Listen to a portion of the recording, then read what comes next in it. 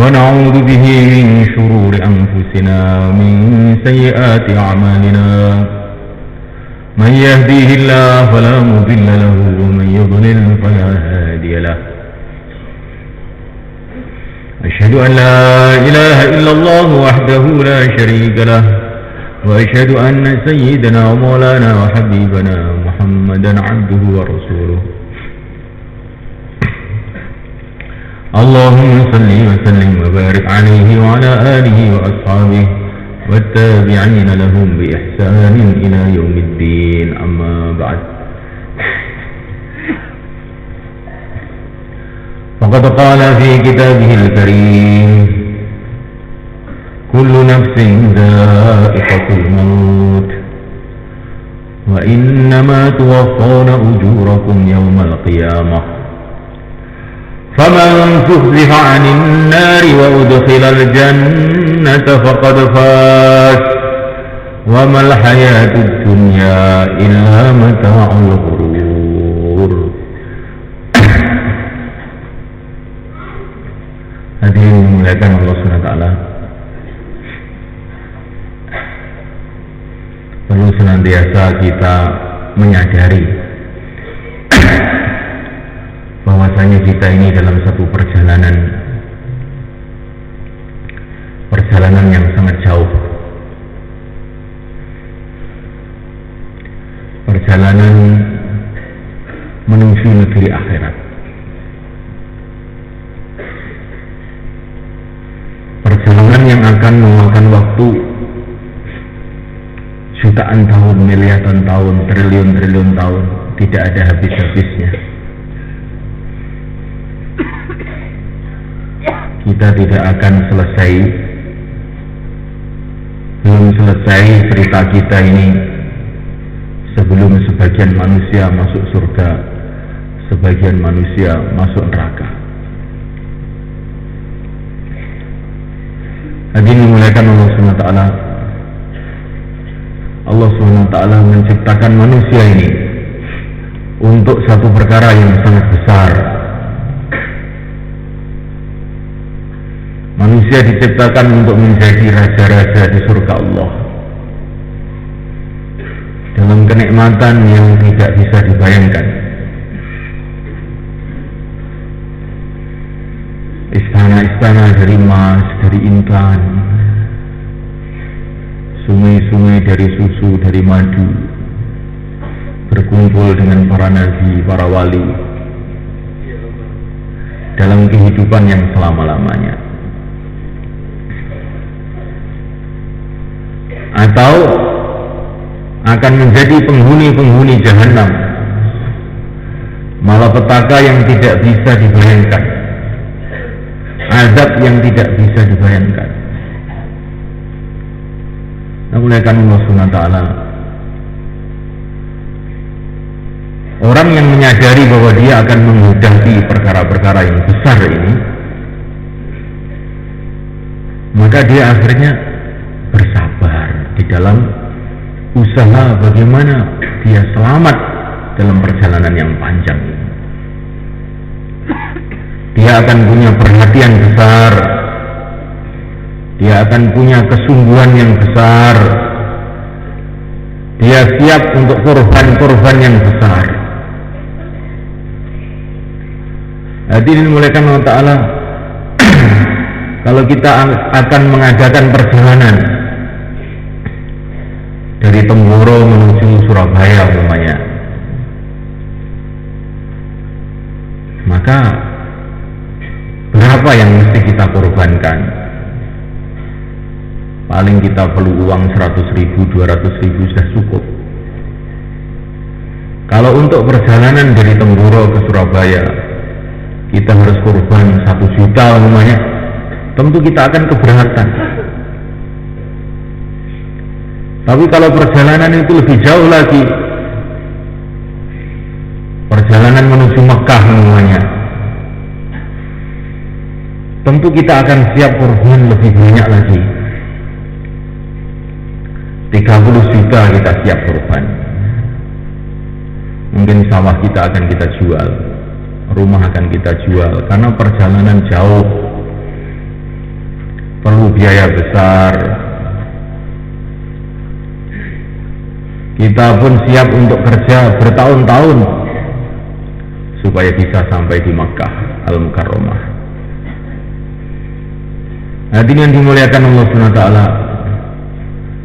perjalanan kita ini bukan hanya perjalanan menuju Surabaya, perjalanan menuju Mekah. Perjalanan manusia ini adalah perjalanan menuju akhirat, perjalanan menuju surga atau ke neraka. Maka berapa pengorbanan yang harus kita siapkan? Mulaikan Allah Ta'ala untuk membuat rumah di dunia ini saja berpuluh-puluh juta kita korbankan supaya kita tidak kehujanan, kepanasan, supaya hidup bisa mudah di dunia ini. Sekarang untuk membuat rumah di akhirat, berapa yang mesti kita korbankan?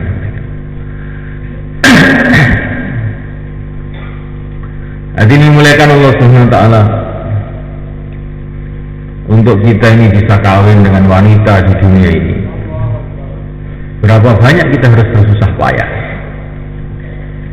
Bertahun-tahun kita bersusah payah, bahkan kadang-kadang seumur hidup kita bersusah payah gara-gara satu wanita di dunia ini. Nah, mulaikan Allah Ta'ala, kita ingin kawin dengan bidadari-bidadari. Berapa persiapan, pengorbanan yang kita siapkan? Nah, mulaikan Allah Ta'ala, untuk menjadi kepala desa harus dikeluarkan uang 100 juta. Kalau ingin jadi bupati, baru daftar saja sudah besar, miliaran untuk daftar saja. Nah, mulaikan Allah Ta'ala, apalagi untuk jadi presiden, maka uang ratusan miliar harus dikeluarkan. Nah, mulaikan Allah Ta'ala untuk menjadi raja-raja di surga Allah, kita tidak keluar biaya apa-apa, gratis. Ini betul-betul pemikiran yang tidak wajar, pemikiran yang tidak wajar. Nah, mulaikan Allah Subhanahu wa taala untuk supaya kita ini mendapatkan ridho teman-teman kita, supaya teman-teman kita tidak marah sama kita, keluarga kita tidak marah dengan kita, tetangga-tetangga kita tidak marah dengan kita. Berapa banyak kita harus mengorbankan keinginan-keinginan kita untuk supaya Allah ridho kepada kita. Berapa keinginan yang akan kita korbankan, berapa kesenangan yang akan kita korbankan. Memulaikan Allah Subhanahu wa taala. Maka kita duduk di sini ini untuk merenung, mulaikan. Kita mau mikir apa yang kita mau korbankan sekarang untuk perjalanan yang selama-lamanya ini, untuk mencapai kerajaan di surga, untuk bisa berjumpa dengan baginda Nabi sallallahu alaihi wasallam dalam keadaan mendapatkan ridho dari Allah Subhanahu wa taala. Pikir apa yang bisa kita korbankan sekarang ini. Lan tanalul birra hatta tunfiqu mimma tuhibbun. Sekali-kali kamu tidak akan mendapatkan kebaikan sebelum mengorbankan dari apa-apa yang kamu cintai. Maka dulu para sahabat radhiyallahu ta'ala ajma'in, mereka itu pikirnya seperti itu. Apa yang harta saya yang paling saya cintai apa? Akan saya korbankan untuk membangun akhirat saya. Apa kesenangan saya akan saya korbankan demi untuk mencari kesenangan Allah SWT. Itu orang-orang yang beriman itu pikirnya seperti itu. Nah, mulaikan Allah SWT, Sayyidina Abdullah bin Umar radhiyallahu ta'ala anhu pergi ke pasar. Beliau membeli unta yang paling bagus, yang besar, tinggi, gemuk. Unta yang paling bagus pada saat itu. Unta pada zaman itu ya seperti Mercedes pada zaman sekarang mereka. Maka dipilihlah unta yang terbagus, dicalikan pelana tunggangan yang terbagus. Kemudian beliau naiki itu unta, beliau jalan ke sana kemari. Teman-temannya pun melihat dengan takjub, betul-betul hebat ini unta. Kemudian Abdullah bin Umar turun. Bagaimana pendapat kamu mengenai unta ini? Ini unta terbagus, katanya. Karena ini unta terbagus, maka saya nyatakan ini saya infakkan, saya sedekahkan fisabilillah. Begitu orang-orang dulu sama mereka. Mereka berpikir siang dan malam, apa benda-benda yang paling dicintai untuk bekal ke akhirat? Apa benda-benda yang paling berharga digunakan untuk akhirat? Begitulah orang-orang yang ingin mencapai ridha Allah. Nabi Adam punya dua putra, yang satu namanya Qabil, yang satu namanya Habil. Nabi Adam mendapatkan wahyu dari Allah supaya putranya diperintahkan untuk membuat pengorbanan. Qabil ini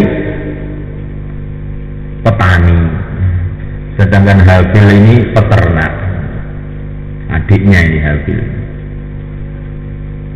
Ketika diperintah untuk kurban, maka Qabil ini yang petani tadi memilih hasil-hasil bumi dia yang paling buruk, padinya yang paling buruk, buah-buah yang paling buruk untuk kurban. Tetapi Habil adiknya sebaliknya, dia memilih kambingnya yang paling baik untuk dikurbankan. Akhirnya kurbannya Habil diterima, diangkat ke langit.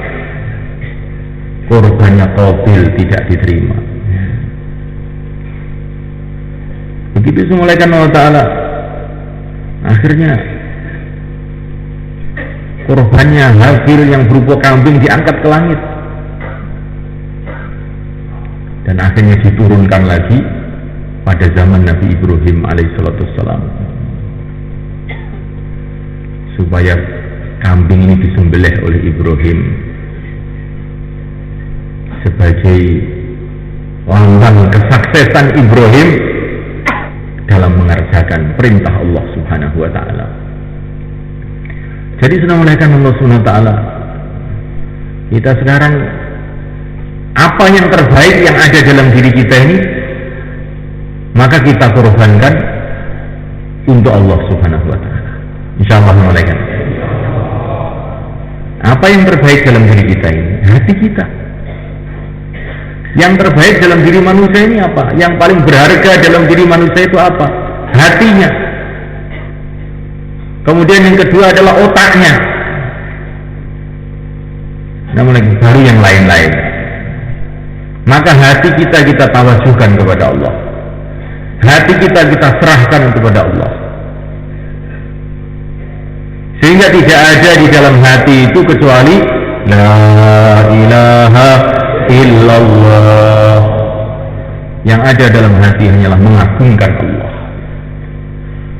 Mengagungkan Allah, tawajuh kepada Allah, berharap hanya kepada Allah, takut hanya kepada Allah, malu kepada Allah. Memuliakan Allah SWT, kita ini senantiasa dilihat oleh Allah, didengar oleh Allah. Kita ini hidup di depan Allah. Kalau sampai kita ini lupa dengan Allah, ini betul-betul satu perbuatan yang sangat-sangat buruk, mereka. Nah, mulaikan Allah Subhanahu wa Ta'ala. Kalau kita ini mulaikan punya seorang ibu atau ayah yang kaya raya, dan dia ini sangat sayang kepada kita, dekat dengan kita. Tapi ketika kita berhajat sesuatu, Kita ini malah ngemis ke tetangga yang miskin lagi. Kira-kira ayah kita, ibu kita marah apa enggak sama mereka? Kamu ini betul-betul anak yang memalukan. Kenapa kamu tidak minta sama saya? Malah kamu minta sama tetangga orang miskin lagi. Nanti itu tetangga-tetangga apa yang mereka katakan? Mereka akan mencaci maki saya. Itu anak orang kaya kok ngemis di sini. Kamu ini anak yang betul-betul memalukan orang tua. Maka orang tuanya marah kepada anak tadi. Nah, oleh karena Allah Subhanahu wa taala, ini cuma gambaran. Allah itu Tuhan kita yang menciptakan kita. Sangat dekat kepada kita. Allah yang maha kaya, yang maha kuasa.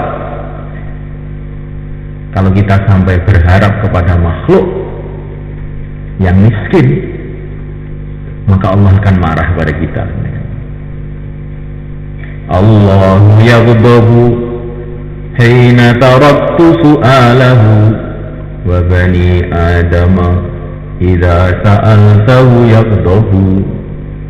Allah itu akan marah kalau kamu tidak minta kepada Allah. Sebaliknya anak Adam, kalau kamu mintai malah marah. Namun oleh karena Allah Subhanahu wa taala, maka orang yang beriman, yang faham mengenai keagungan Allah, berharap hanya kepada Allah, minta hanya kepada Allah. Namun oleh karena Allah Subhanahu wa taala, takut hanya kepada Allah. Sayyidina Abdullah bin Umar radhiyallahu ta'ala mengatakan, saya malu kepada Allah kalau sampai saya ini takut kepada selain Allah. Karena yang selain Allah itu semua makhluk Allah, dikendalikan oleh Allah, dikuasai oleh Allah.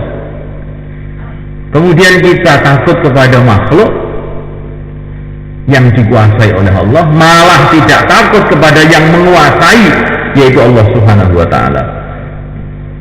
Bukankah ini satu kesalahan besar, satu perbuatan yang su'ul adab, tidak beradab. Jadi kita ini mengharap kepada selain Allah, ini satu perkara yang sangat buruk kemalakan. Ini su'ul adab, namanya tidak beradab kepada Allah Subhanahu wa taala. Begitu juga orang yang takut kepada selain Allah, itu dia juga salah adab, tidak beradab kepada Allah Subhanahu wa taala. Makhluk tidak bisa buat apa-apa tanpa kehendak Allah Subhanahu wa taala. Bahkan hati manusia ini pun tidak bisa benci, tidak bisa senang kecuali dengan ketentuan Allah Subhanahu wa taala.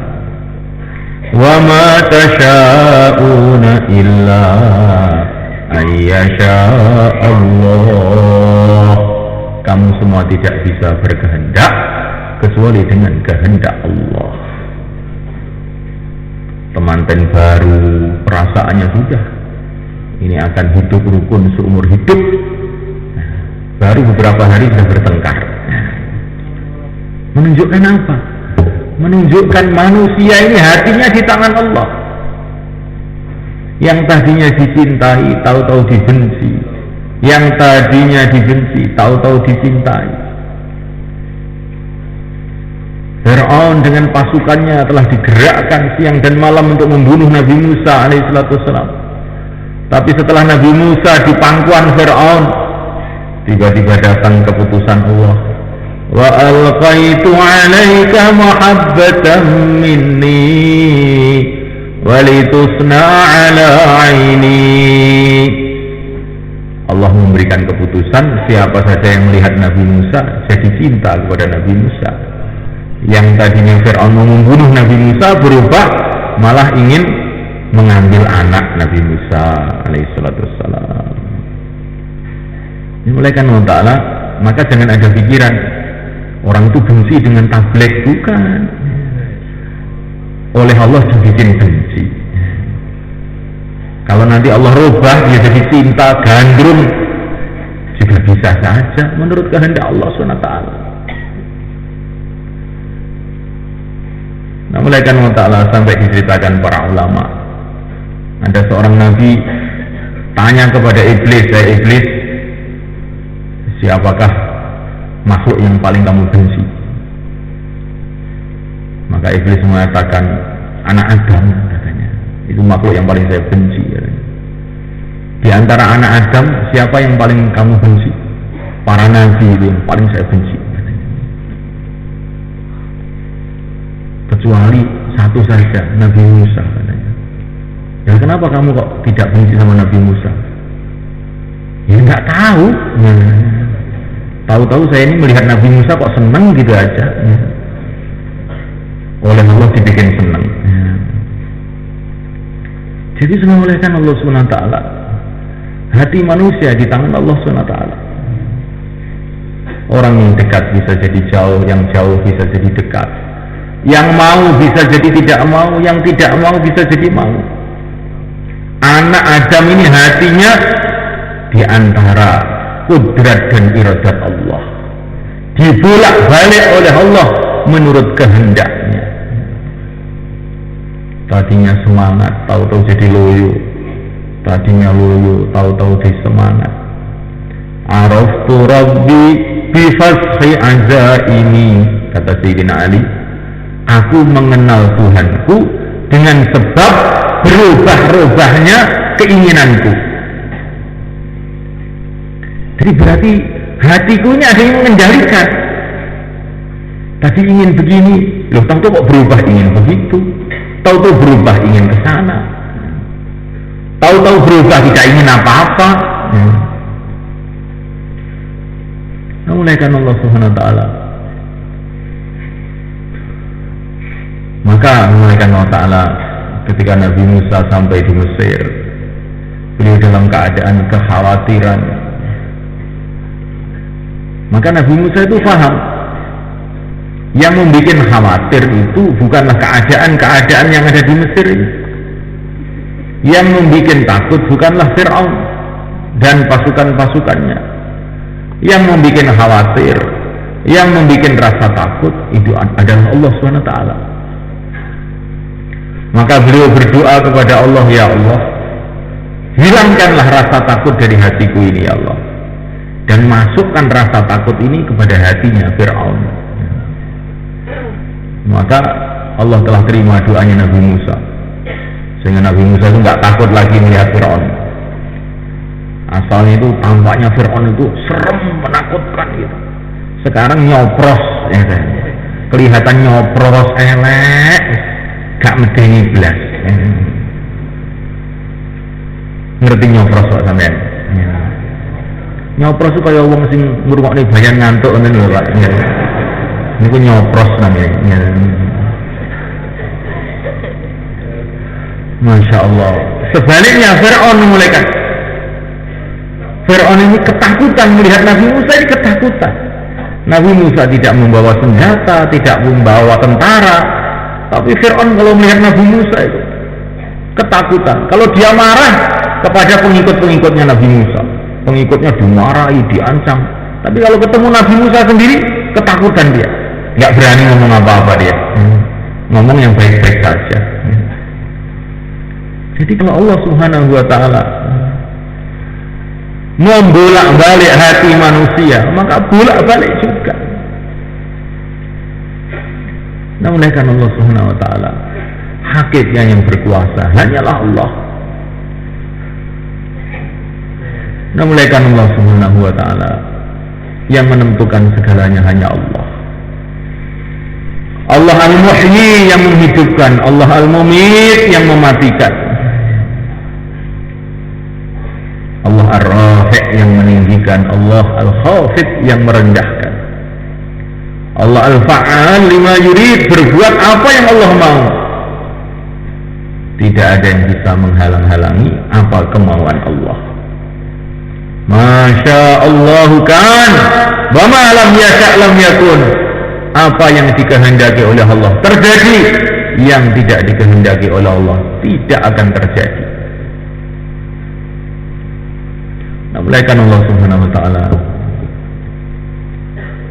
baginda Nabi memberikan pelajaran kepada seorang sahabat, ya ghulam, hai anak muda, kalau umat ini semua berkumpul menjadi satu. Umat itu siapa? Seluruh manusia. Orang Indonesia, orang Cina, orang Belanda, raja-rajanya, rakyatnya. Kalau umat ini semua berkumpul menjadi satu untuk mendatangkan manfaat kepada kamu, mereka tidak akan mampu kecuali dengan perkara yang telah ditentukan oleh Allah buat kamu. Begitu juga kalau seluruh umat ini berkumpul menjadi satu untuk mendatangkan bahaya kepada kamu, mereka tidak akan mampu kecuali dengan perkara yang telah ditentukan oleh Allah buat kamu. Kita harus punya keyakinan yang benar kepada Allah SWT. Manusia nggak bisa apa-apa tanpa Allah. Nah itu Pak, manusia bisa lari-lari itu dilarikan oleh Allah.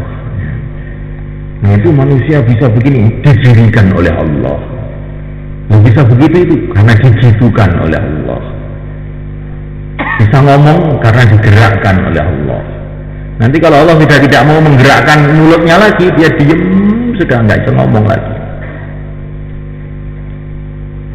Manusia ini nggak bisa apa-apa tanpa Allah. Satu detik pun manusia ini tidak ditolong oleh Allah, sudah tidak bisa buat apa-apa. Siapa saja yang tampaknya menakutkan, hakikatnya tidak menakutkan, dibikin oleh Allah menjadi menakutkan. Yang tampaknya kuat, hakikatnya tidak kuat, dikuatkan oleh yang menciptakan, yaitu Allah SWT. Wah, itu negara Cina itu negara kuat Pak? Tidak, dia tidak kuat. Yang kuat itu yang menciptakan negara Cina. Kalau kamu mengatakan orang negara Cina itu kuat, kamu keliru. Keliru kamu. Negara Cina itu dulu nggak ada, diadakan oleh Allah. Amerika itu juga tidak ada, itu Amerika itu hanya diadakan oleh Allah. Indonesia juga tidak ada, hanya diadakan oleh Allah. Pak Lurah itu nggak ada, itu Pak Lurah itu diadakan oleh Allah. Dan dia ini juga tidak hidup, dihidupkan oleh Allah. Dulu itu dia ini adalah tanah. Pak Lurah itu asalnya tanah. Asalnya bayi dari setetes air mani, dari makanan, dari tanah. Kemudian dihidupkan oleh Allah jadi lurah. Pak Presiden juga begitu juga. Bahannya dari lempung. Ngerti lempung Pak Sana? Bahan lurah dengan bahan presiden sama, dari tanah semuanya. Asalnya benda-benda mati semua. Kaifa takfuruna billahi wa kuntum amwatan fahyakum thumma yumitukum thumma yuhyikum thumma ilaihi turja'un. Bagaimana kamu bisa kufur kepada Allah, ingkar kepada Allah, padahal kamu itu dulu kan benda-benda mati, kemudian dihidupkan oleh Allah, kemudian setelah itu akan dimatikan oleh Allah, setelah itu akan dihidupkan lagi oleh Allah. Kamu itu diprogram 24 jam oleh Allah. Bagaimana kamu bisa ingkar kepada Allah? Kaifa takfuruna billahi wa kuntum amwatan fahyakum thumma yumitukum thumma yuhyikum thumma ilaihi turja'un. Yang menaikkan Allah SWT, keyakinan kita hanya kepada Allah. Ini terus kita bicarakan mereka, menjadi agenda tetap, ya, menjadi pembicaraan tetap siang dan malam, cerita keagungan Allah, sampai yang kita ingat tuh hanya Allah, yang kita minta hanya Allah, yang kita takuti hanya Allah, yang kita pertimbangkan hanya Allah. Allah ridho apa enggak kalau nanti saya begini ini? Allah marah apa enggak kalau saya berbuat begini? Itu saja yang dipertimbangkan. Sekarang yang kita pertimbangkan itu biasanya makhluk. Nanti kalau saya begini, istri saya bagaimana sikapnya kira-kira? Kalau saya begini, nanti teman saya bagaimana kira-kira sikapnya? Sikap istri kamu, sikap teman kamu, sikap seluruh manusia itu ditentukan oleh Allah. Maka pertimbangan yang pertama itu bagaimana nanti Allah. Kalau saya begini, ini Allah seneng nggak dengan saya? Kalau saya malam-malam tidur jam 3 malam, kira-kira Allah seneng apa enggak? Kalau saya makan ini, Allah senang atau tidak? Kalau saya duduk begini, Allah senang atau tidak? Kalau saya memberikan keputusan seperti ini, Allah senang atau tidak? Ini orang beriman pikirnya begitu. Pikirnya begitu. Karena kalau Allah itu ridho kepada kita, maka yang lain-lain itu mudah. Karena yang lain itu semua yang menentukan Allah. Nabi Musa itu sendirian saja kemarin, dimusuhi oleh seluruh negara dengan tentaranya, pasukannya, semuanya. Tapi Allah melindungi Nabi Musa.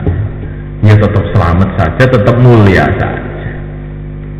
Ibrahim alaihissalam, walaupun datang masalah dari segala arah, dan memang Allah mencintai Nabi Ibrahim, melindungi Nabi Ibrahim, ya tetap saja Ibrahim itu yang mulia. Fa'aradu bihi kaida faja'alnahumul akhsarin. Namrud seluruh pasukannya usaha menghinakan Ibrahim, tapi Ibrahim tambah mulianya. Bukan tambah hina, tambah mulia saja. Di sini muliakan Allah SWT. Keyakinan hanya kepada Allah, harapan hanya kepada Allah. Kemudian muliakan bagaimana Allah ridha kepada kita.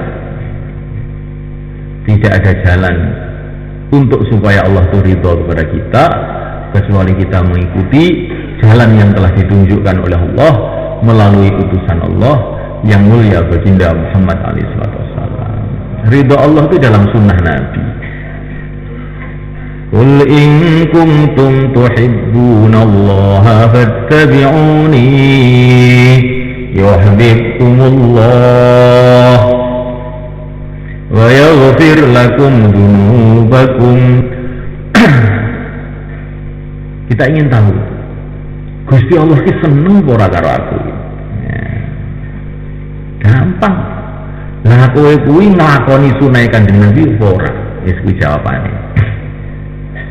Kalau kita ingin tahu Allah tuh seneng nggak dengan saya, lah kamu tuh ikut sunnah Nabi apa enggak?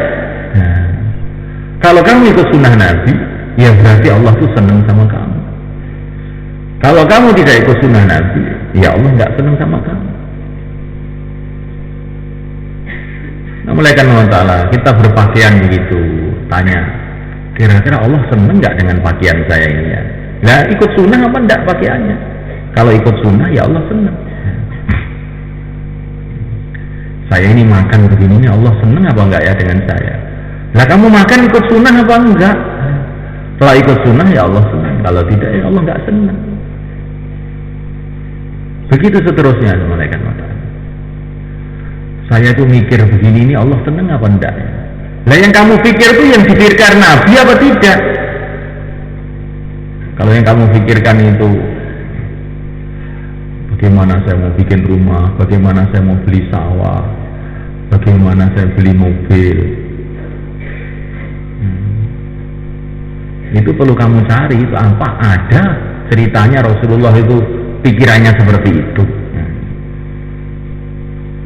Yang dipikirkan Rasulullah SAW itu yang paling pokok adalah memikirkan umatnya.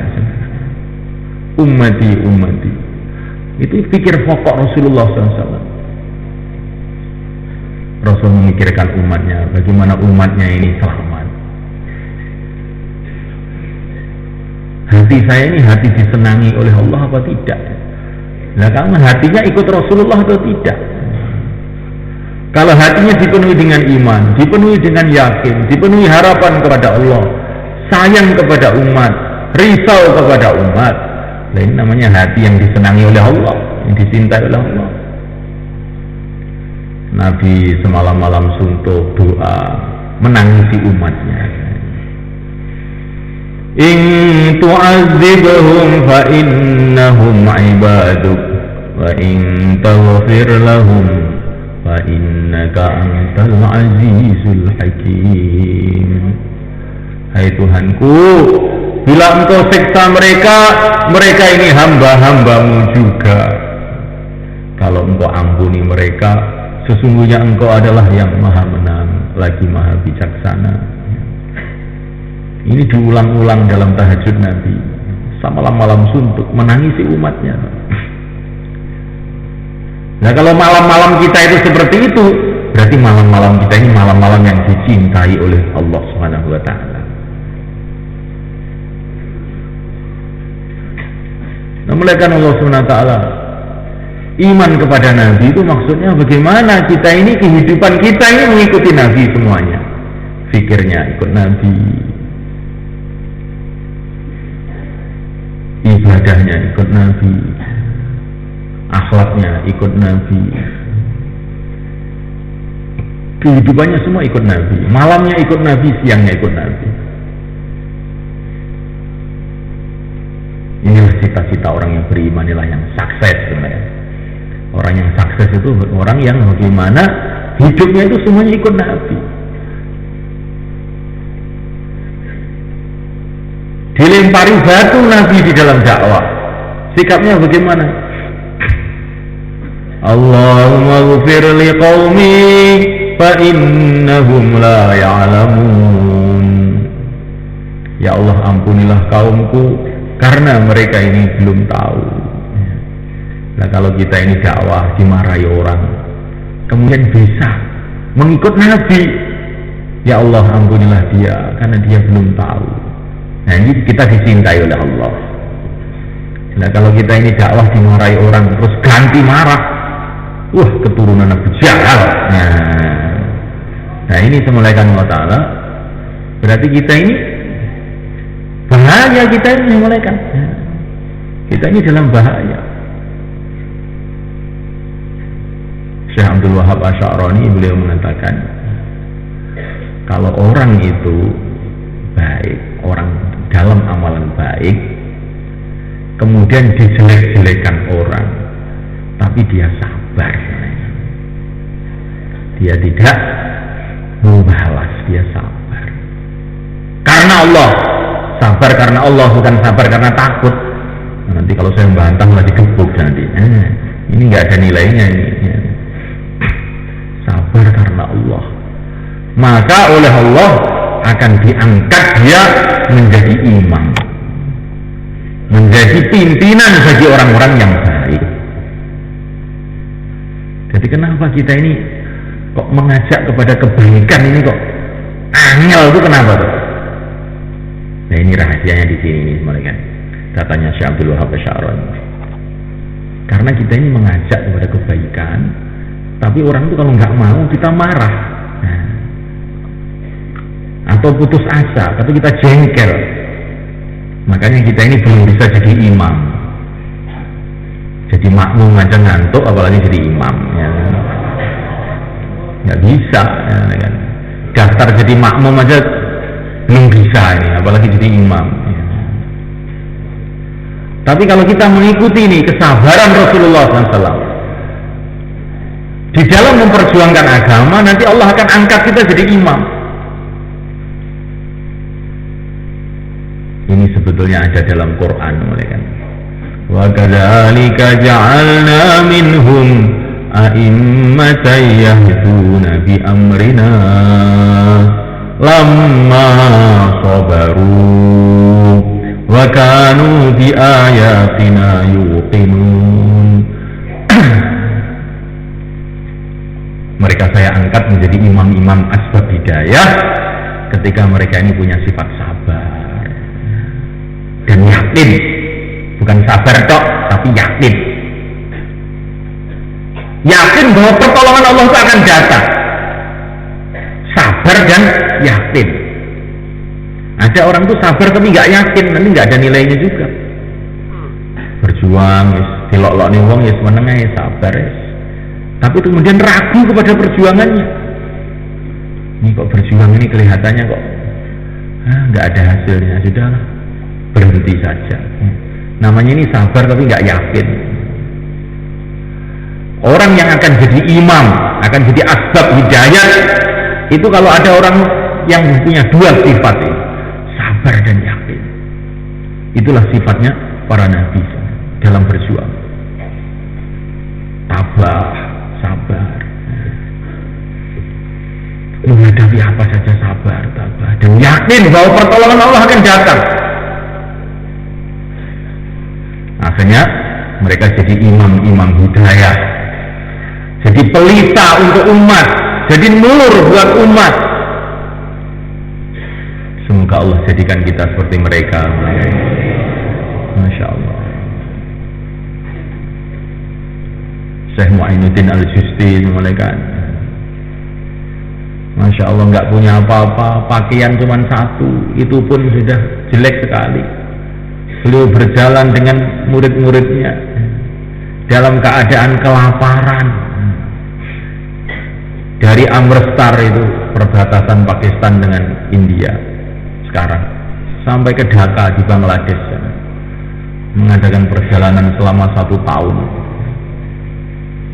Kalau malam kedinginan, membuat api unggun karena tidak punya selimut. Siang dalam keadaan kelaparan, tapi sabar. Maka dalam perjalanan ini jutaan orang telah masuk Islam.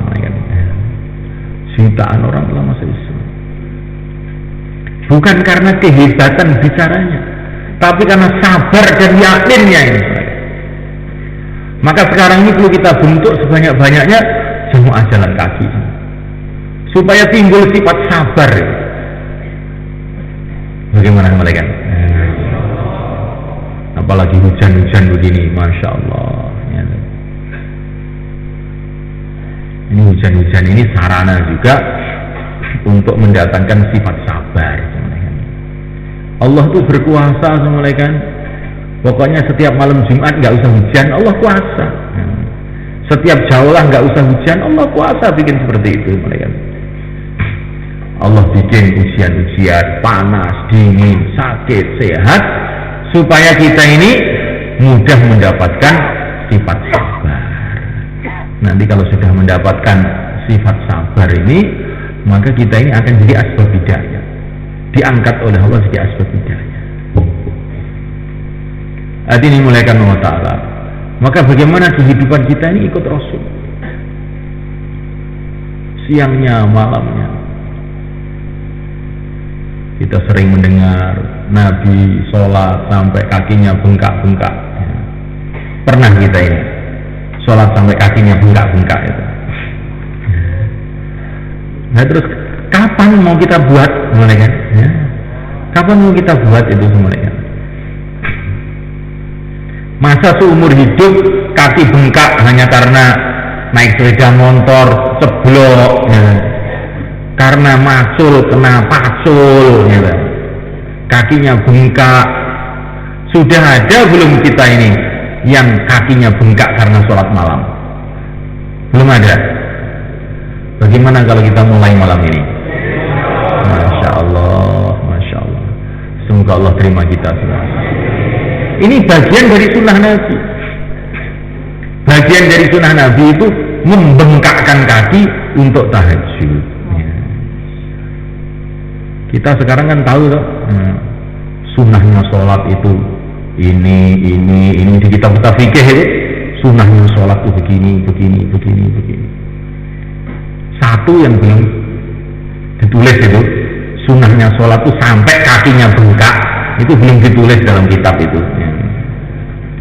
Padahal mesti harus ditulis itu. Ditambahi satu itu.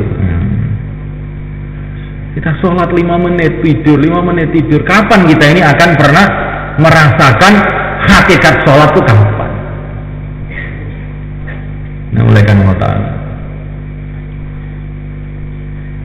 Ini katanya Syekh Abdul Wahab Asy'arani, kalau orang tidak ada kesiapan untuk berdiri di depan Allah semalam-malam suntuk sampai pagi, jangan ada harapan dia mendapatkan sholat khusyuk, katanya Syekh Abdul Wahab Sya'rani. Memang beliau ini ahli mujahadah begitu mulai kan. Pokoknya pengen sholat khusyuk ya wis to lati ono. Sholat suami itu Pak esuk insyaallah dari khusyuk sesuai. Bagaimana mulai? Orang-orang dunia sudah bangga dengan kecanggihan teknologinya, kecanggihan pabriknya, kecanggihan ininya. Lah orang ahlul iman kecanggihan sholatnya. Nah, begitu semalakan. Kecanggihan sholat untuk sampai pagi. Jangan ada harapan dia mendapatkan sholat khusyuk, katanya Syekh Abdul Wahab Sya'rani. Memang beliau ini ahli mujahadah begitu mulai kan. Pokoknya pengen sholat khusyuk ya wis to lati ono. Sholat suami itu Pak esuk insyaallah dari khusyuk sesuai. Bagaimana mulai?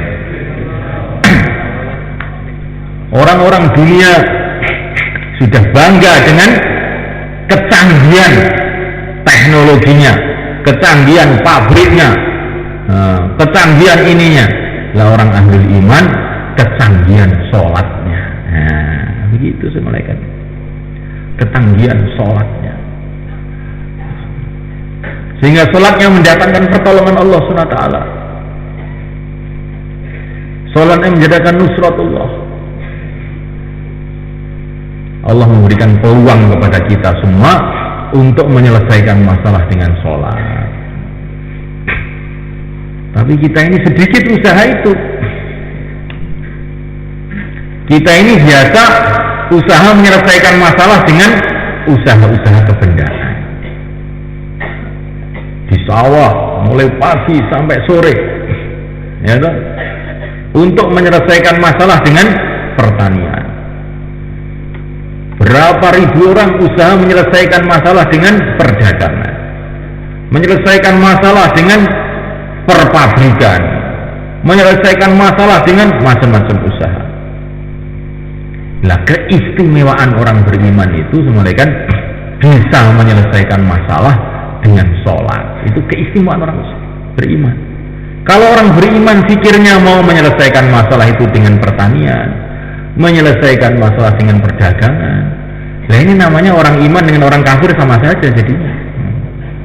Bedanya apa? Okay. Antara ini sing Gusti Allah karo orang lu bedanya apa? Nek ngono kuwi. Maka kita ini usaha meningkatkan mutu dari sholat kita. Terus latihan sholat, doa kepada Allah supaya dikasih sholat yang hakikatnya sholat. Nah supaya sholat kita ini meningkat, sebelum sholat itu banyak baca Quran, sebelum sholat banyak zikir, sebelum sholat banyak doa. Zikir, tahlil, tasbih, istighfar. Syekh Abdul Wahab hafizahullah menyarankan kita ini setiap hari doanya Nabi Yunus, la ilaha illa anta subhanak inni kuntu minadh dhalimin. Paling sedikit 300. Paling sedikit 300. Ini doa yang paling munasib untuk saat ini mereka. Ini umat Islam ini sekarang ini keadaannya ya seperti Nabi Yunus di perut ikan itu. Betul keadaannya umat Islam sekarang itu begitu. Sebagaimana orang itu kalau di perut ikan bagaimana mereka? Diumbang-ambingkan oleh ikan, diumbang-ambingkan oleh, ditelan oleh makhluk hidup. Nah sekarang umat Islam itu ditelan oleh makhluk hidup. Siapa itu? Ya orang-orang yang non-Islam itu menelan orang Islam sekarang. Menelan orang Islam dengan budayanya, dengan maksiatnya, dengan macam-macam rekayasanya, kerusakan-kerusakan moralnya, telah menelan umat Islam. Maka keadaan umat Islam sekarang ini seperti itu, seperti Nabi Yunus di perut ikan, ditelan makhluk hidup, sedangkan dia masih hidup juga, ya. Kayak apa sengsaranya. Yang mulai kan Allah Ta'ala umat Islam dalam kehinaan sekarang. Orang kafir itu mulai kan dikatakan dalam Al-Quran, mereka itu lebih hina dari, lebih sesat dari binatang. Inhum illa kal an'am bal hum adall. Orang kafir itu lebih sesat dari binatang. Nah itu sekarang dijadikan pimpinan oleh umat Islam, dijadikan pimpinan dalam kehidupan. Nah, apa enggak ini hina mereka? Orang kalau dipimpin kambing bagaimana mereka? Orang itu berjalan dituntun oleh kambing, kira-kira bagaimana? Betul-betul sangat hina mereka. Nah ini keadaan umat Islam sekarang seperti ini mereka, dituntun oleh orang-orang kafir, pendidikannya dituntun oleh orang-orang kafir, rumahnya dituntun oleh orang-orang kafir. Nah ini apa Assalamualaikum wa ta'ala. Maka kita doa di doanya Nabi Yunus alaihissalam, la ilaha illa anta subhanaka inni kuntu minadh dhalimin. Nah mulaikan Allah Subhanahu wa ta'ala ini hukuman, hukuman dari Allah kepada umat ketika tidak mau dituntun oleh Rasulullah SAW, akhirnya dituntun oleh kambing, dituntun oleh kera, dituntun oleh anjing. Inilah keadaan umat mereka karena tidak mau dituntun oleh Rasulullah SAW. Maka ada kerisauan, seperti kerisauan Nabi Yunus alaihissalam. La ilaha illa anta subhanak inni kuntu minadh dhalimin. Maka sholat kita akan meningkat. Begitu juga taklim kita ini Assalamualaikum wa ta'ala harus kita tingkatkan supaya kita ini jenah arai, jelas arah kehidupan kita ini. Kalau kita ini senantiasa taklim, kitab Fadhailul A'mal ini sudah ringkasan dari seluruh kitab, Masya Allah, yang untuk konsumsi umum. Fadhailul A'mal itu sudah, kalau kita betul-betul baca dengan sungguh-sungguh, itu sudah mewakili kitab-kitab yang lain. Kita baca sungguh-sungguh, insyaallah malaikat. Baca betul-betul dengan sungguh-sungguh sampai tidak terkesan dengan keadaan-keadaan, terkesan hanya dengan ilmunya Rasulullah SAW. Maulana Umar rahimahullah itu cerita, malaikat, saya pernah pergi ke Prancis ya, naik pesawat terbang. Maka ketika Maulana Umar itu naik pesawat terbang, melihat wanita-wanita yang sanggulnya besar-besar, maka beliau ini menangis, sehingga teman-temannya itu tanya, Syekh, kenapa Tuhan menangis? Saya teringat sabda Nabi, katanya. Sabda Nabi bagaimana? Nabi mengatakan satu golongan ahli neraka saya belum pernah melihat pada zamanku. Siapakah mereka? Nisaun kasiyatun ariyat, ru'usuhunna ka'asnimatil bukhti, kasiyatun ariyatun ma'ilatun mumilat, ru'usuhunna ka'asnimatil bukhti. Wanita yang berpakaian tapi seperti telanjang. Masya Allah. Ini zaman Nabi nggak ada begini. Sekarang mingguan. Kasiyatun ariyat, berpakaian tapi seperti telanjang. Ma'ilatun mumilat, mereka ini menyeleweng dan menyelewengkan orang. Ru'usuhunna ka'asnimatil bukhti, kepala-kepala mereka seperti kepala unta. Jadi dibikin semerawut itu kepalanya seperti kepala unta. Namanya kepala unta itu rambutnya itu ngalur ngidul nggak karu-karuan gitu. Maka ini anehnya ini orang ahli ilmu, mulaikan Maulana Umar rahimahullah, melihat wanita itu bisa teringat sabda Nabi, ingat menangis. Ini dulu zaman Nabi nggak ada, sekarang telah menjadi kenyataan.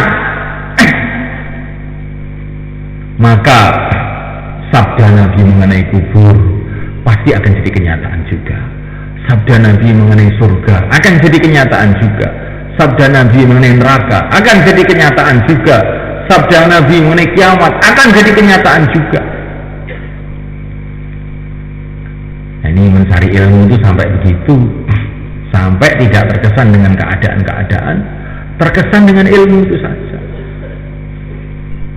Seorang ulama pergi ke kota, melihat bangunan-bangunan yang bertingkat,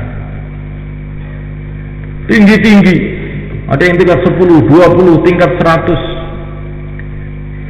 Tapi mulutnya itu apa yang diucapkan oleh ulama tadi? Shadaqa Rasulullah, Shadaqa Rasulullah, Shadaqa Rasulullah. Rasulullah benar, Rasulullah benar, kata ulama tadi. Kalau orang yang tidak tahu ilmu agama, maka melihat bangunan-bangunan yang bertingkat-tingkat bagaimana sambutannya atau kesannya?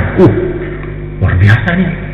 Siapa ini arsiteknya ini? Oh, Masya Allah. Arsiteknya siapa nih? Kalau naik ke sana ini bagaimana caranya? Berapa triliun ini dibangun? Berapa harganya ini begini? Ini kalau orang tidak tahu ilmu agama.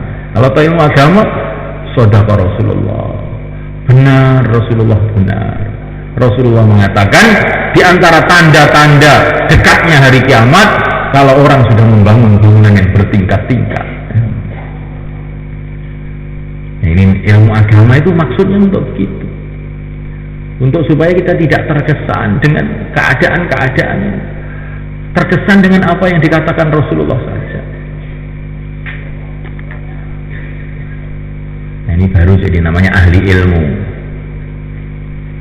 Maka ketika Qarun keluar dengan perhiasan-perhiasannya, orang-orang tidak tahu ilmu, innahu lahu hazzin azim, Masya Allah, luar biasa ini. Qarun ini betul-betul bernasib hebat. Tapi orang yang tahu ilmu bagaimana? Wailakum thawabullahi khair, celaka kamu, pahala Allah jauh lebih baik dari ini semua. Maka Imam Ghazali rahimahullah, anehlah orang-orang yang dikatakan ahli ilmu agama itu. Ilmu agama itu isinya apa? Cerita mengenai keadaan akhirat. Ya kok malah ahli ilmu agama malah cinta dunia. Ini betul-betul utaknya rusak, kata Imam Ghazali. Setelah tahu mengenai keadaan surga, lah kok malah ingin dunia. Ini bagaimana? Ini kualik namanya jagatnya. Maka ciri khas orang ahli agama ini, orang ahli ilmu agama, kalau dia ini tidak tertarik dengan dunia, rindu kepada akhirat, ini berarti ini ilmunya dengan otaknya sama, cocok. Tapi kalau belajar ilmu agama masih terkesan juga dengan dunia, nah ini namanya ilmunya dengan otaknya tidak cocok. Ini dokter tapi mental petani, dokter tapi pikirannya seperti petani, tiap hari mau membeli pacul. Lah dokter kok pikirannya mau membeli pacul? Ini dokter sinting. Dokter itu pikirannya membeli jarum, membeli alat-alat kedokteran. Nah ini dokter kok tiap hari mikir mau membeli pacul. Ternyata setelah diselidiki, dokter sudah gila. Begitu juga sama malaikat Allah Ta'ala. Kalau kita ini belajar ilmu agama, tapi lamunannya itu dunia, maka sebetulnya kalau menurut penilaian Imam Ghazali, ini bukan penilaian saya, ini sudah menuju kepada rumah sakit jiwa. Harus cepat-cepat keluar 4 bulan, maksudnya begitu malaikat, supaya waras lagi. Malaikat Allah Ta'ala. Sekarang kita ini laporan ditaklim, sudah ditaklim. Apa maksudnya taklim itu apa? Maksudnya taklim itu semua malaikat Allah Ta'ala supaya kita ini hanya terkesan dengan akhirat saja, tidak terkesan dengan dunia ini. Baru itu target taklim itu sesuai. Insyaallah kita niat mulaikan. Nah, mulaikan Allah Subhanahu wa Ta'ala. Zikir kita juga kita tingkatkan, mulaikan. Karena semua amal tanpa zikir bukanlah amal, mulaikan. Dakwah perlu zikir. Dakwah itu katanya para masyayikh kita, mukanya menghadap makhluk, hatinya menghadap Allah. Hatinya, ya Allah turunkan hidayah, turunkan hidayah. Mukanya kepada makhluk, mengajak orang ke masjid, hatinya kepada Allah. Itu baru dakwahnya para nabi. Maka dakwah perlu zikir, ibadah perlu zikir, taklim perlu zikir. Semua amalan harus dibarengi dengan zikir. Amalan yang tidak dibarengi dengan zikir itu menjadi tanpa nyawa, tanpa roh. Maka zikir pagi petang 300 itu latihan. Yang kita kehendaki bagaimana 24 jam dalam keadaan zikrullah. Karena 24 jam Allah melihat kita, 24 jam Allah mendengar kita, 24 jam Allah memelihara kita, 24 jam kita ini hamba Allah, 24 jam kita di bumi Allah, 24 jam kita menghirup udara dari Allah. Maka 24 jam senantiasa mengingati Allah. Nah, mulaikan Allah Ta'ala, akhlak kita juga kita perbaiki. Karena kalau akhlak kita tidak baik, nanti doa-doa kita tidak bisa naik ke langit. Allah nggak suka dengan kita. Akhlak kita harus baik, Masya Allah. Dengan istri kita harus baik, dengan anak kita harus baik, dengan seluruh umat Islam kita harus baik. Kita harus gembira, ketemu umat Islam harus gembira, senang seperti ketemu seorang raja. Karena umat Islam ini semua calon-calon raja di surga Allah SWT. Maka kita ini memandang umat Islam ini harus seperti memandang raja-raja. Kita hormati dia, kita muliakan dia, kita cintai dia, kita doakan dia siang dan malam. Kalau ingin doa-doa kita diterima oleh Allah, maka doakan umat Islam semuanya. Nanti malaikat-malaikat akan berdoa untuk kita. Kalau ingin anak-anak kita jadi baik, termasuk amalannya, doakan anak-anak umat Islam. Ya Allah, baikilah anaknya fulan itu, ya Allah. Jadikanlah anaknya fulan itu baik, ya Allah. Jadikan anaknya fulan itu baik, anaknya teman-teman saya jadi baik.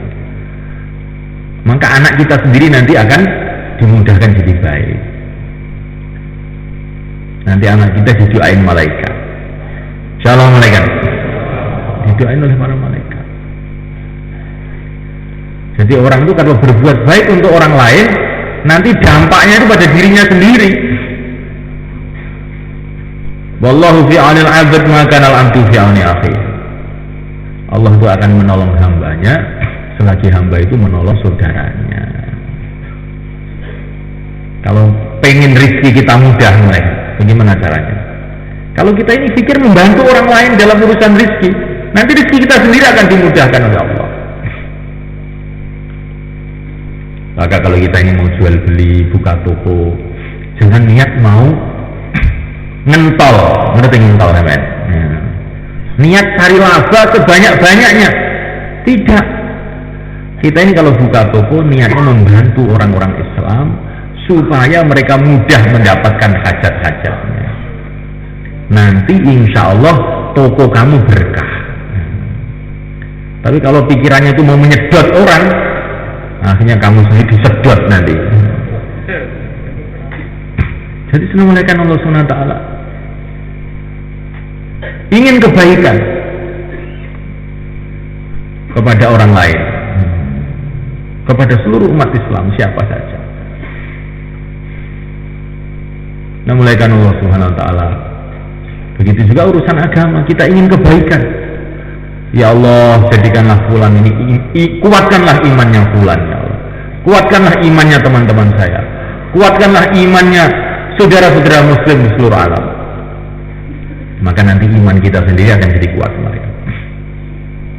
Ya Allah, berikan kepada teman-teman saya kekhusyuan dalam sholat, ya Allah. Berikanlah mereka kekhusyuan dalam sholat, ya Allah. Berikanlah mereka kekhusyuan dalam sholat, ya Allah. Nanti sholat kita akan meningkat. Ya Allah, jadikanlah mereka jadi orang-orang yang paham agama, ya Allah. Jadikanlah mereka jadi ulama-ulama, ya Allah. Anak-anak mereka jadikan hafid-hafid Quran, ya Allah. Nanti itu dampaknya kembali pada kita sendiri. Mikirne wong liya niku ngalike ning awake dhewe. Wa man jahada fa inna ma yujahidu li nafsih. Barang siapa berjuang, perjuangannya itu hasilnya untuk dirinya sendiri. Jadi kalau kita ingin orang-orang baik itu nanti kita sendiri akan jadi baik mereka. Tapi kalau kita ini mau bodoh, alah wis bodoh gede ini, bodoh ngerti ini, gak dulu terus barang.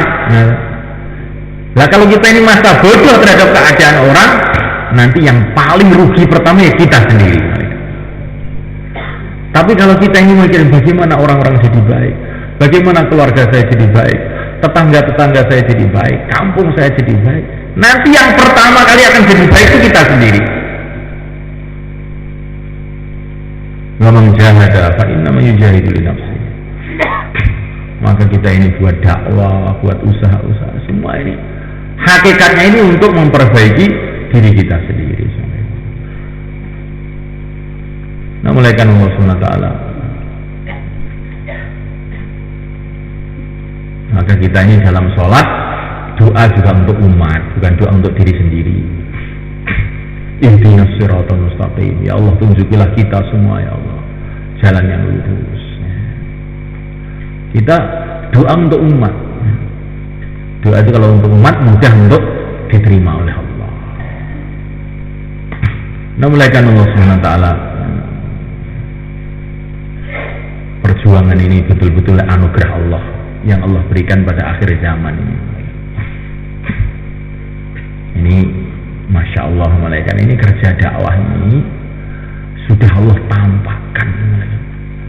Barokahnya itu di seluruh dunia. Ini betul-betul anugerah Allah untuk umat ini.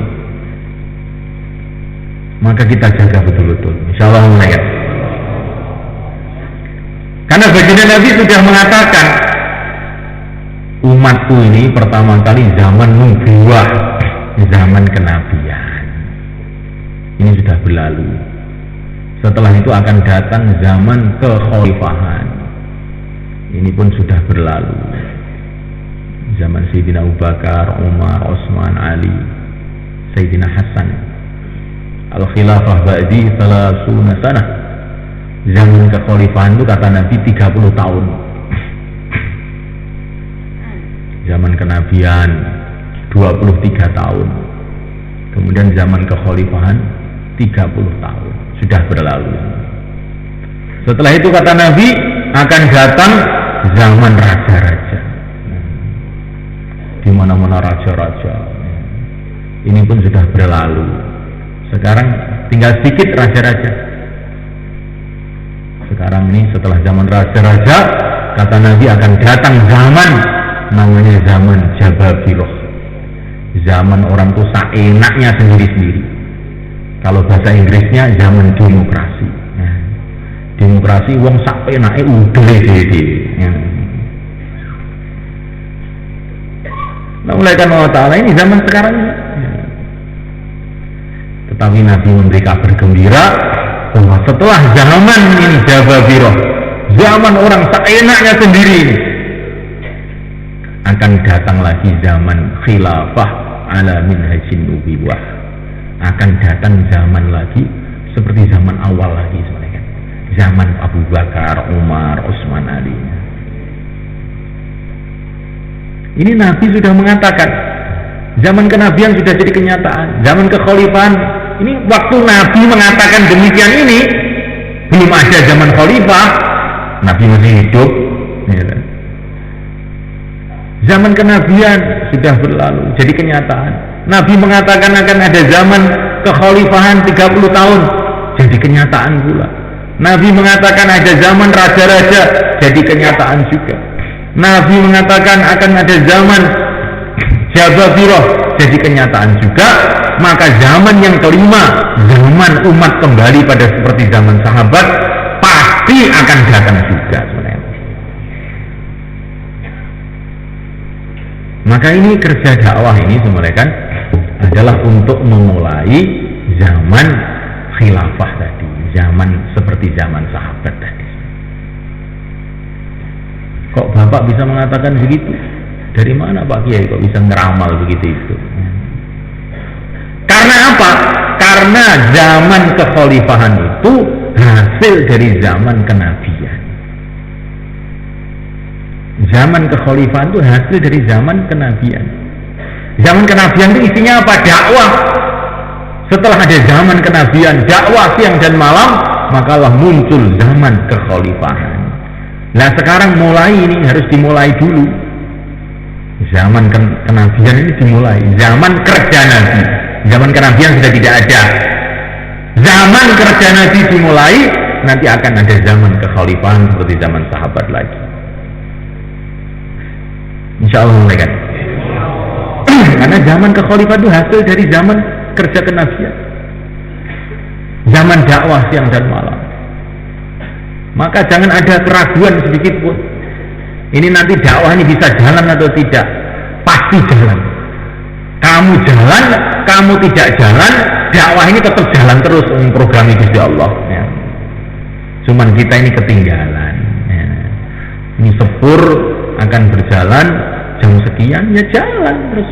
Kamu naik ya tetap jalan, kamu tidak naik ya tetap jalan. Tapi kalau tidak naik ya ketinggalan. Nah, bagaimana semuanya?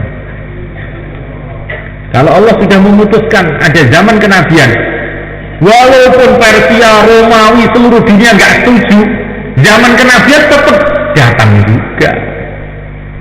Allah telah memutuskan ada zaman kekhalifahan, walaupun seluruh dunia nggak setuju, ya tetap datang zaman kekhalifahan itu. Yang nggak setuju yang rugi aja. Begitu juga nanti akan ada zaman kebangkitan Islam lagi, zaman kekhalifahan lagi, di mana orang akan kembali seperti zaman sahabat lagi. Zaman itu pasti datang. Orang setuju, orang nggak setuju, ya tetap datang. Seperti mati itu, orang setuju, orang nggak setuju, tetap mati. Kiamat juga begitu, orang setuju nggak setuju, ya kiamat tetap akan datang. Ini berita dari Rasul. Berita dari Rasul itu dari Allah yang memprogram jagat ini. Maka alangkah beruntungnya orang-orang yang digerakkan oleh Allah untuk perjuangan agama. Semoga termasuk kita mereka. Malaikat Allah Ta'ala ini perjuangan ini Allah telah buktikan di seluruh dunia malaikat. Kerja yang mudah, Masya Allah. Setiap hari 2,5 jam, tiap bulan 3 hari, tiap tahun 40 hari, Masya Allah.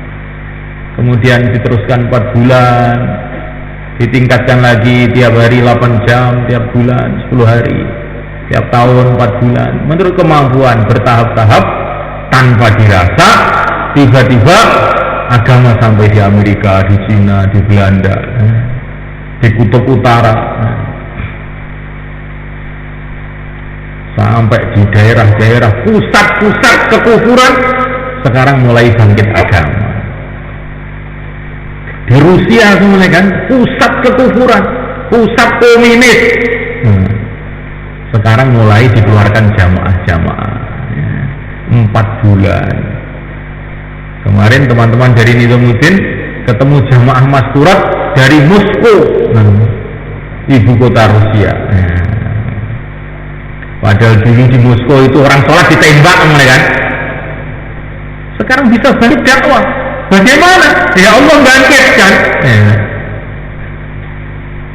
Orang baca Quran masuk penjara. Tapi kalau Allah sudah merubah, ya rubah. Allah menghendaki rubah,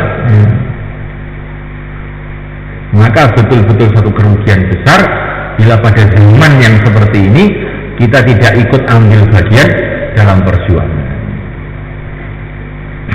Mungkin kita mati, apa yang dikatakan ini belum terjadi, tapi kita sudah ambil bagian, ikut andil, sehingga nanti ketika zaman semua orang berbondong-bondong mengamalkan agama, karena kita memulai, kita dapat pahalanya juga.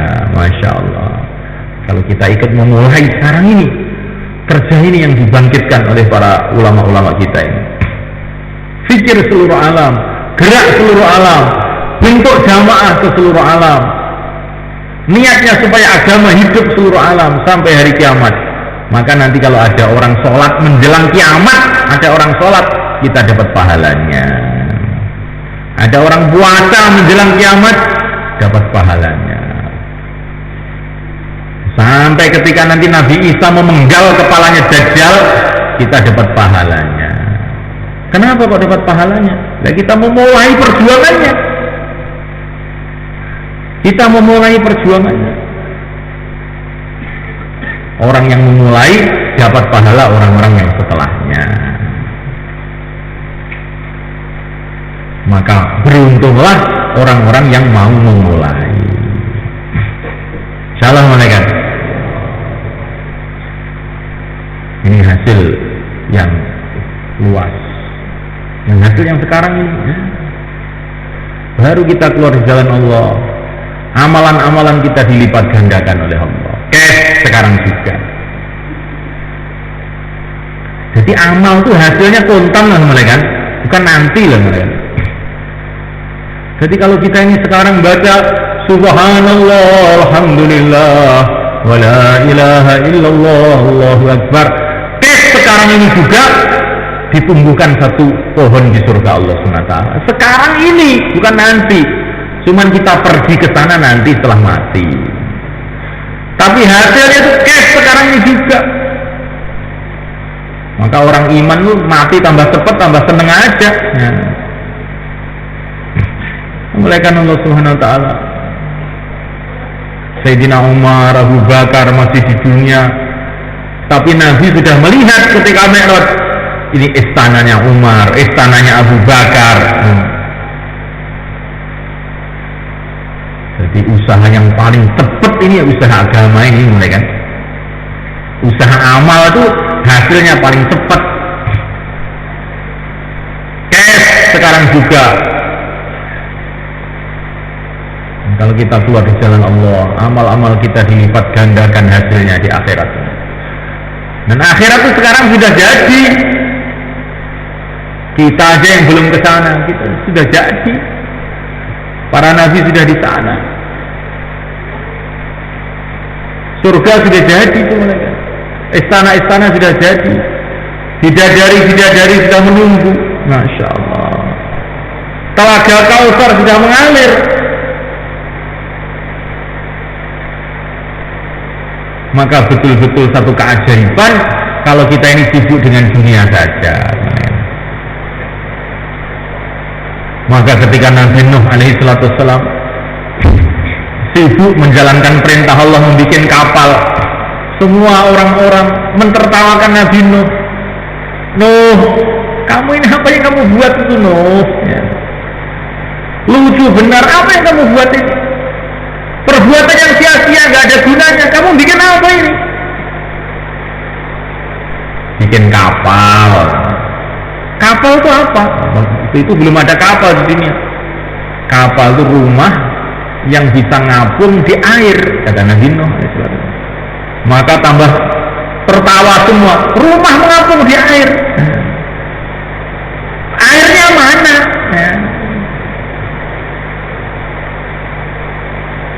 Semua orang heran, mentertawakan Nabi Nuh alaihi salatu wassalam.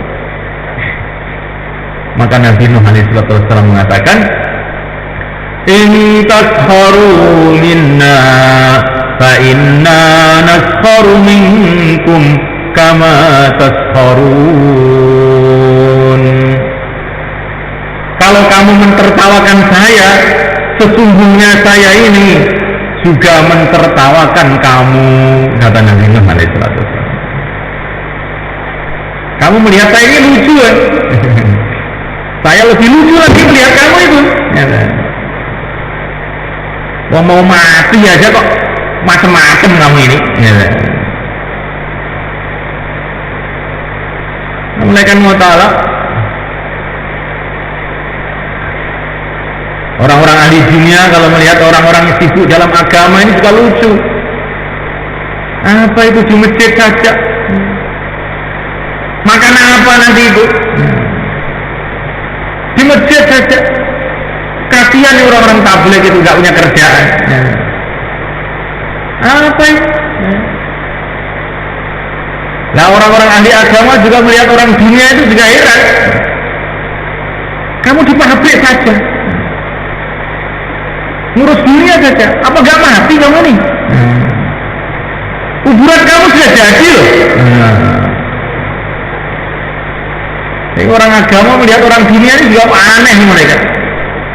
Orang mau mati, mau meninggalkan dunia, kok tambah hari tambah sibuk dengan dunia. Bagaimana orang dunia juga melihat orang agama itu heran. Orang kok sih diomong akhirat kayak gitu loh. Nah memangnya kita ini memang mau pergi ke akhirat. Kita ini mau pergi ke akhirat. Yang aneh itu kalau orang nggak bicara akhirat itu yang aneh. Tapi karena pikiran ini sudah rusak mulai kan, yang dianggap aneh malah nggak dianggap aneh, yang wajar malah dianggap aneh, yang tidak wajar malah dianggap tidak aneh. Kata Maulana Mustaqim, orang itu kalau duduk menghadap ke timur, gunung yang di sebelah barat yang besar, Gunung Awu, nggak tampak. Kenapa? Karena dia menghadap ke timur. Masalahnya cuma itu aja. Gunung itu sebetulnya ada, karena dia menghadap ke timur, makanya nggak ada Gunung Lawu, nggak ada. Nggak usah percaya kalau Gunung Lawu ada, nggak ada. Mana? Nggak ada nih kok.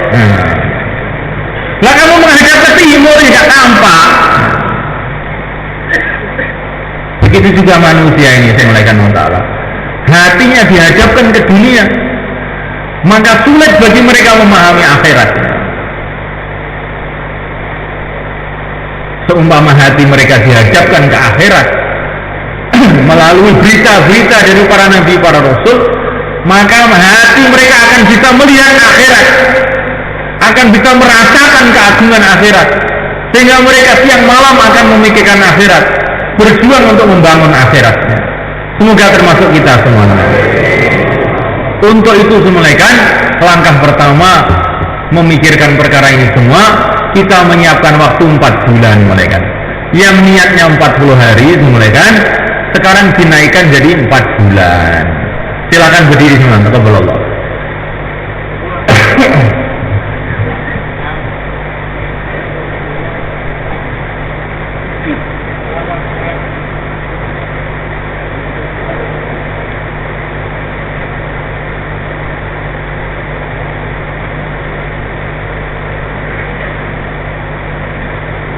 Taqabbalallah, jazakumullah. Silakan mulaikan. Yang niatnya 40 hari sekarang dinaikkan 4 bulan, masyaallah. Taqabbalallah, jazakumullah. Monggo Pak, jumeneng Pak ngidul Pak nggih. Sing niate kanggo dinten sakniki didadosne sekawan wulan bismillah latihan iman Pak. Mun wayahe jenengan niku Pak. Untuk dunia kita sudah berpuluh-puluh tahun kita untuk dunia. Untuk memperbaiki akhirat kita, nah, kita tingkatkan mereka. Monggo, sing niate sekawan dosa, sakniki sekawan wulan, monggo, jeneng enggak monggo, taqabbalallah. Sing niate sekawan dosa, sakniki sekawan wulan, taqabbalallah, jazakumullah. Monggo. Gitu Pak, jumeneng, Masya Allah. Enten masalah musyawarah Pak, ya. Enten masalah musyawarah. Yang penting saya ini niatnya ditingkat nih. Ya. Sing asale 30 dino, saat ini diunggah nih 3 wulan. Enten masalah musyawarah. Bismillah. Lan kawan wulan iki ampun ngantos dianggap wah kok suwi men ampun ngantos ngoten. Wong arep tuku swarga, ya kan? Arep gawe omah nyambut gawe patang wulan, biasa. Ya. Arep tuku swarga patang wulan iki apa to? Nah, mboten kenapa-napa. 40 tahun mawon niki mboten kenapa-napa. Ya omah sangka semen mon patang bulan mboten jadi lho. Ngambut gawe perang-perang tahun. Nah, kangge gawe omah teng donya niki. Gawe omah teng akhirat. Monggo Pak, bismillah. Sing niate kanthi sinten? Sakniki jumeneng sanulan. Masyaallah. Taqabbalallah, jazakumullah. Itu lho, masyaallah. Nggih. Niate kanthi sinten? Nah, ini bismillah. Taqabbalallah, jazakumullah. Sing niate 3 dina, sakniki 30 dina. Nah. Monggo, taqabbalallah. Sing badhe maca kanthi sinten kok, monggo jumeneng. Bismillah, bismillah. 40 hari, bismillah, taqabbalallah. Nggih. Jumeneng, taqabbalallah, jazakumullah. Nggih. Pundi malih? Wingking nika Pak, monggo. Sing niate 10 dina, 20 dina, sakniki diniati 30 dina. Sing niate 40 dina ndang ngadeg. Ya, monggo, bismillah. Sari'u, dawuh Gusti Allah. Urusan agama iki sari'u, cepet-cepet. Mergo niki nek terlambat urusan agama niki wah rugi gede. Nek urusan dunia kadang-kadang terlambat malah untung. Contohnya kayak yang selamatan Pak. Kadang-kadang terlambat malah untuk oke. Kancane sisik untuk sak piring, sing mburi malah untuk 3 piring. Jadi nek urusan dunia kadang-kadang terlambat malah untung. Numpak bis, desukan. Akhirnya numpak bis ngadeg. Sing tenang-tenang aja ngomong gak apa-apa. Mangkat keri malah bisa enak, longgar. Jadi nek urusan dunia kadang-kadang terlambat malah untung. Tapi nek urusan agama terlambat rugi. Mergo sing diitung urusan agama niku wektune. Keri tak menit wis rugi. Monggo Pak, semeneng Pak, monggo. Kandos sinten Pak, kandos sinten, semeneng. Bismillah. Nah. Kandos sinten. Bismillah. Masya Allah. Ndonga teng Gusti Allah. Ya Allah, kula tring gampil ning kula ya Allah. Nah.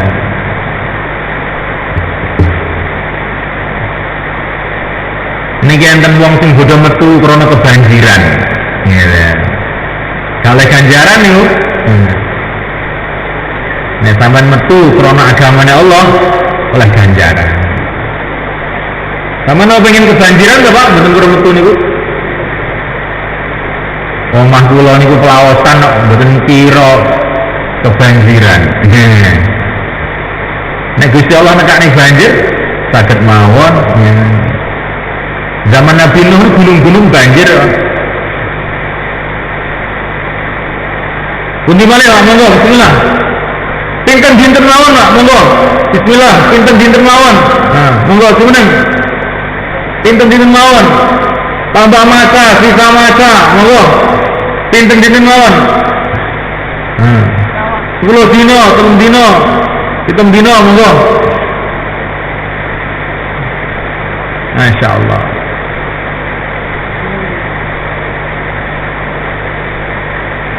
Sampai nembon wis mutusne panjen moh ngadeg ngono Pak sampean niku. Nggih.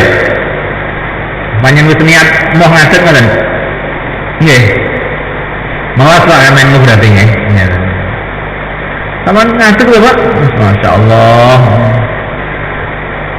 Sampeyan ngadeg tok mriko ngoten. Monggo. Bismillah. Alhamdulillah. Untung insyaallah ya. Niki sing ngakon senes kula ya. Niki agami kangge kepentingan kita piyambak. Monggo bismillah. Masyaallah niki ning sitok lanang-lanang. Sinten malih? Nah, sinten malih? Pinten ditengon, gimana?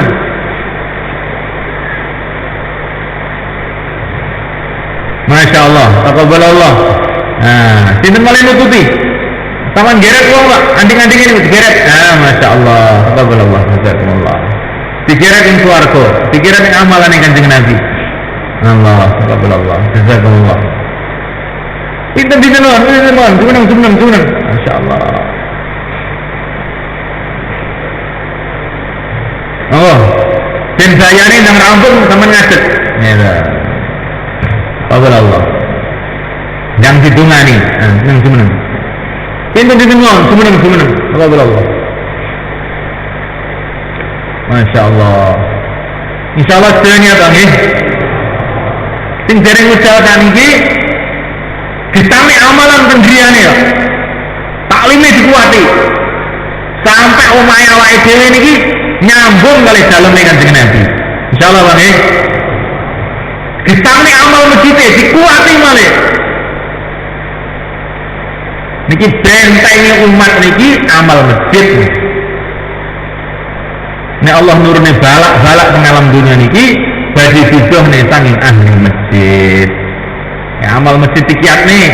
Jaulah pertama, jaulah dua nih, 2,5 jam nih musyawarah. Dikuat nih saya itu malih.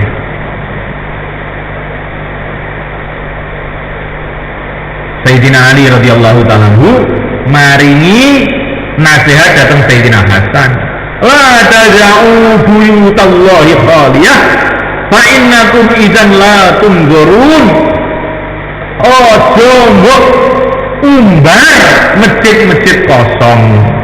Nek mbok umbar masjid-masjid kosong, kowe ora bakal suwe nek teko siksane Gusti Allah. Niku sakniki wae nggih, ndi banjir, niku wong-wong niku nggih, ngomong sing mboten Jawa niku analisa. Niki keranten keranten alas entek, keranten ngeten. Alas entek mulai tahun-tahun wingi ya entek, ya kan. Bluro ya alase mulai biyen ya entek. Gak kayak saiki. Nyapa banjir ya kayak saiki. Tahun wingi ya alat-alat bisa negara ya entek. Ketoki kabeh ngene. Kok banjir kayak saiki? Kita kudu pahami kabeh niki peringatane Allah dateng umat Islam ben bodho tobat balik teng agamane Allah. Insyaallah Bang nggih. Masyaallah wong Islam teng Indonesia ini khususnya musibah terus ya. Teng pundi-pundi. Nek wayah hujan banjir, nek wayah terang nu kasaten gitu. Neng dindi gitu. Golek minyak malah entuk lumpur gitu. Pokoke wong Islam teng Indonesia dina iki diajar oleh Gusti Allah nih. Saking oke maksiate gitu. Nek enten santri memang nggih. Nek enten santri ngluyur teng kampung. Niku kali kiai ini diajar santri nih mboten wong kampung, Pak. Kenapa? Karena iki dadi santri. Kok gak tertib dihukum. Semanten iki wong Islam. Nek wong Islam niku melok-melok wong kafir. Niku sing dihukum pertama wong Islam terus wong kafir. Wong kafir terakhir nggih. Sampun mboten kelingan. Dinten tahun kepengker. Pas dina Natal nih. Tsunami. Sak juta wong nang Aceh mriko. Wong Islam melok-melok wong kafir, ae dihukum dhisik. Ben kapok. Ya. Ini wong kafir bagian burijen. Tapi nek wong Islam iki tobat kecuali mungkin bari suki rahmati Allah Subhanahu wa taala. Bari suki pertolongan Allah Subhanahu wa taala. Insyaallah kita niatane. Jadi wong Islam niki kekasih Allah. Nek sampai wong Islam niki ninggalne agamane Allah, musibah niku akeh nggih. Mantan kita sudah ngerti agama niki kok mboten tenanan. Niki mengke malah musibah dadi akeh. Sausé kita ngerti agama, digoceki saestu agama niki sampai mati kita. Insyaallah Bang nggih. Insyaallah. Nah, carane ngoceki agama niku pertama kali kita gesangne amal masjid kita kuataken amal masjid kita. Hari-hari musyawarah, hari-hari silaturahim, hari-hari taklim. Insyaallah Bang nggih. Malam Jumat sedaya iktikaf doyo. Pengen ngelakoni sunnah sikil abuh krono tahajud. Insyaallah Bang nggih. Nyapa to kok salat suwe-suwe. Ben ngrasakne sikil abuh krono tahajud. Insyaallah Bang nggih. Saniki mudzakarah Pak, tiga-tiga kawan-kawan. Monggo. Tiga mudzakarah kawan-kawan. Monggo. Terus taskil nggih. Mudzakarah, taskil. Monggo.